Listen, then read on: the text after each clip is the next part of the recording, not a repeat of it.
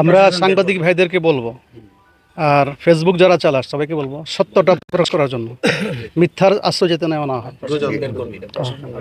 আর প্রশাসনকে বলবো প্রমাণ ছাড়া নির্দোষ ব্যক্তিদেরকে যাতে হয়রানি না করে।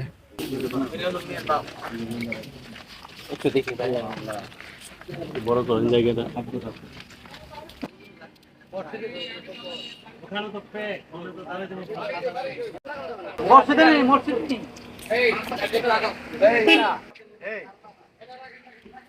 হুজুর আপনি কই হুজুর মানে সর্বপ্রথম করে আমার জীবনটা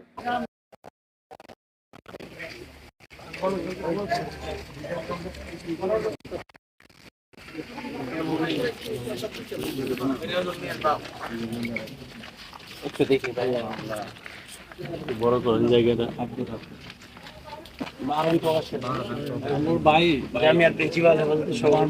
বড় মাদ্রাসা প্রিন্সিপাল।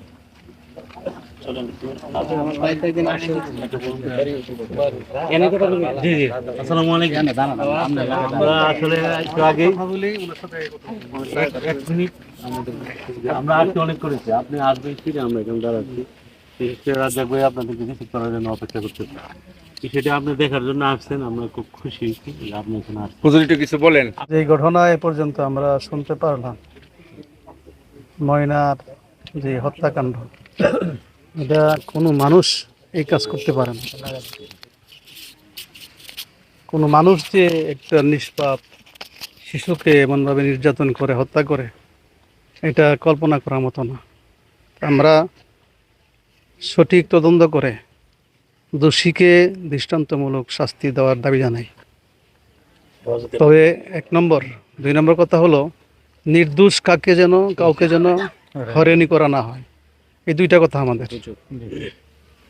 আচ্ছা, আরেকটি বিষয় আপনাকে জানি, এই সোশ্যাল মিডিয়াতে ওনার একটা বক্তব্য কাটিং করে মানে উল্টাপাল্টা ছাড়া হয়েছে, যেটাই করি উনিও খুব সেটা নিয়ে কষ্ট পাইছে। অবগত করি মানে কেউ মনে প্রশ্ন করছিল যে আমাদের ইমাম সাহেবের ব্যাপারে, তখন উনি বলছিল যে ইমাম সাহেব সন্দেহের বাইরে না, আমার পরিবারের লোকজনের সন্দেহের বাইরে না, আমার স্ত্রীর সন্দেহের বাইরে না। এটাতে কাটিং করে এখন সোশ্যাল মিডিয়ায় খালি হচ্ছে যে পরকীয়ার কারণে, এবং এটা হচ্ছে যে কিছু ফেক আইডি বেশিরভাগই বিভিন্ন হুজুরের ছবি লাগায়, আসলে কিন্তু হুজুরের চালায় না।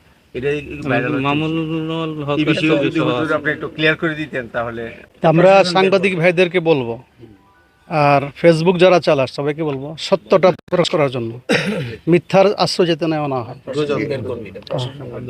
আর প্রশাসনকে বলবো প্রমাণ ছাড়া নির্দোষ ব্যক্তিদেরকে যাতে হয়রানি না করে। আমি এসপি সাহেবের সাথে কথা বলছি যে কোনো সন্দেহ হইলেই জিজ্ঞাসাবাদ করা হোক, কিন্তু প্রমাণ ছাড়া কাউকে যেন অযথা হয়রানি করা না হয়। ধন্যবাদ।